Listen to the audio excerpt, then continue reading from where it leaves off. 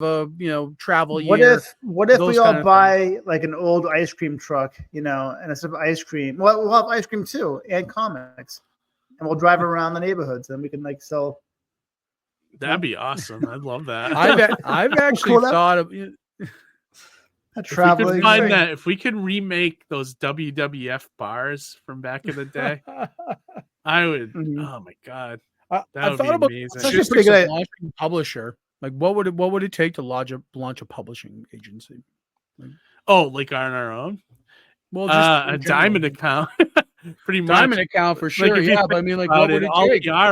We're each our own publisher, Johnny. Right. Like even like Alterna was just Pete putting out his own books, and then he put out everyone else's books. And I didn't want to give any credit or point. But I'm just saying, like, right. Alterna was nothing special. It was just the guy that what wanted to made put out that his so own comic. special then? Because then they were on the map. They were on the map. The newsprint thing, though, was the thing that tipped him on the map. Right. That's the thing. If we could start our own firm and do newsprint, we'd be probably just as popular. The more I think of it, that ice cream truck's not a bad idea. Maybe an 18 van or something. We could like distribute. We could make a traveling, con. Almost. Yeah, right. Or like ice cream. Oh, Harry, what about like the bookmobile when the kids used to go go that's what I'm saying. That's what I'm thinking. Yeah, about. like a Scholastic thing. Well, except there's good comics in there. No, I'm just kidding. I'm just kidding. I am just kidding. Scholastic, you guys got some good stuff. Yeah. There's Omar's Comic and Bistro in Lexington, Massachusetts. Yeah, it's a bistro, but they sell comics. Perfect. Yep, and it's also a gaming spot too, isn't it? Right.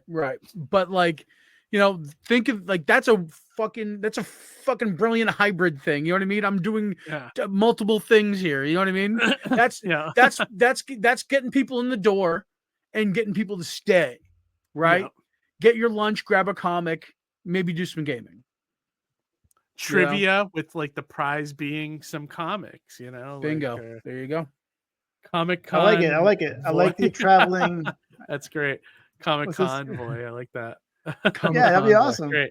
I'm like the Oscar Mayer wiener. We need like Johnny, the Oscar Mayer wiener. Yeah, Oscar Mayer wiener. Get like except the big comic on the top or something. Right. Yeah, that'd be cool. I've thought about the whole publishing thing. It's a big endeavor though. Take because it's a lot of work. Well, it's a lot of work and it's diminishing returns on top of that because everything you make, I mean, you're pretty much doing it for exposure into stores. Right. But because you're not making money on it. Like you also have to think about little. Right. You have to think about the creators that are out there, and that you have to find people to work for the publishing company. The only way the publishing would work, not there for themselves. It would be more like a partnership where it's like, all right, you want to come, you want your book, I got a diamond account. You want your book in there, you're gonna have to pay for the printing, you're gonna have to pay for all that. And then I'll release the book through my company. You're a distributor at that point. Yeah. Well, yeah. So you'd have to get a sub distributor. Yeah. And if you're doing your own book on top of that, then you could be like, all right, I'll put this out, But the difference would be then branding, being an entity going, we put out these books, and having a presence on a show floor and a reputation. Yeah, and right. You know what I mean? All that stuff that goes with that. Yeah, like Amy said, like a publishing co-op. Publishing co-op would be a good way I've thought about it. Like, and I think that's why, like, not to talk about Alterna again, but also why he went to newsprint is because he knew that to put out a book, you had to get the printing costs so low that it made sense. Like that you could make money on the book after you sell it to Diamond. Because I don't know if you know this, Johnny, but like you must know this. Like, yes, the audience might know. But when you sell a book to Diamond, it's say the cover price is $5. You're selling it to Diamond for probably about $1, right? Because they have to give a discount to the retailer, and then they have to make money. So you're basically getting $1 where the book's $5, and it's probably might even be less than that. You might be getting 70 cents per copy. And then to that point, think about you as a creator having to print that many books and sell that many books to make that kind of profit. And to get a cover and to get a printing cost below 70 cents, it's not possible unless you're buying 10,000 units or more. Right. So that's why it's tough to do it on your own.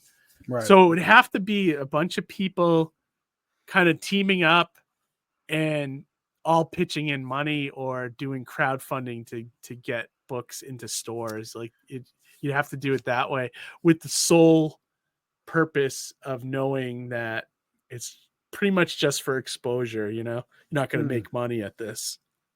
Yeah. I think there's ways around it though. Mike had a good point about saying that there's an old way of thinking and there's a new way of thinking. And if you might be something there. Think of something, I would love it. Yeah. Because we should actually invite why is his name escaping me right now? Psycho Sounds CK. Which one? Rowling? Psycho. Damn, why is his name escaping me? Psycho KO. Psycho KO. Rob. Yeah. God, why couldn't I remember Rob's name? Pass. So it's like a $10,000 pyramid for Rocket. He works for Rocket Publishing, right? Well, that and he's on the Theta board, and that's all crypto. Like, I'd be very curious to hear about how he's distributing comics right now. And that's a way he's thinking in the future in a way, right? But is that a niche or is that the next thing? We don't know. Right. He was able to get that pilot made for his show, and he got all the Napoleon Dynamite people to do the voice. That's great. So awesome. Awesome. I'd love to know how he did all that stuff. I know. I don't know if that's out yet or not, but I want to see that.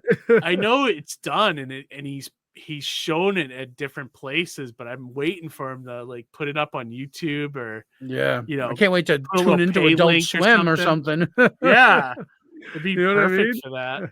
I saw some clips and it looks great. It would be cool to have him on to talk about his distribution model and the way Theta, factors into that. I think you're right, though. I think the old way of publishing it's impossible for indie to do it.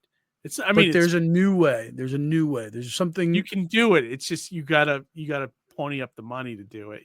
There's a new way. There's a new way to do it. There's a way around it. There's a way that new audiences will be receptive to it. Just a matter of kind of cracking the code. There's gonna be a workaround.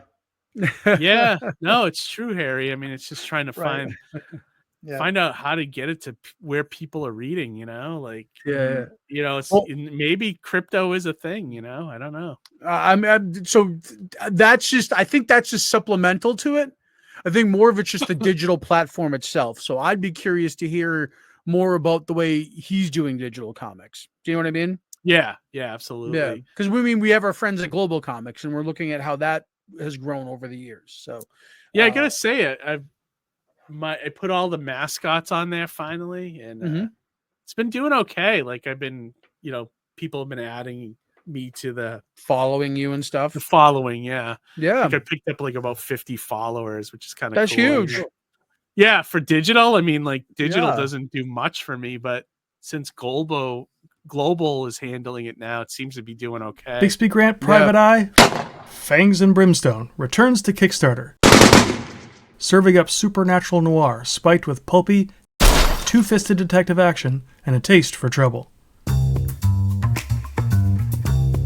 Your favorite mummy detective has lost his arm, chased a poltergeist, stumbled onto a ritual cult murder, and threw a suspect off the roof. With Diego the Rockabilly Vampire in tow, Bix is on the lam, shaking down mystics and contacting the netherworld with the help of a 9-year-old witch. But things get a little too real for Bix, as long-kept secrets about his personal life are revealed, and he and Diego are kidnapped by the monstrous Council Macabre. This campaign has variant covers from young Hellboy artist Craig Rousseau and from Parts Unknown artist Daniel Caval, as well as Bix enamel pins, and for the first time, original sketches from Bixby Grant artist Gonzalo Martinez. Consider backing our book, but if money's tight, no worries. We'd appreciate it if you could just help spread the word. Thanks.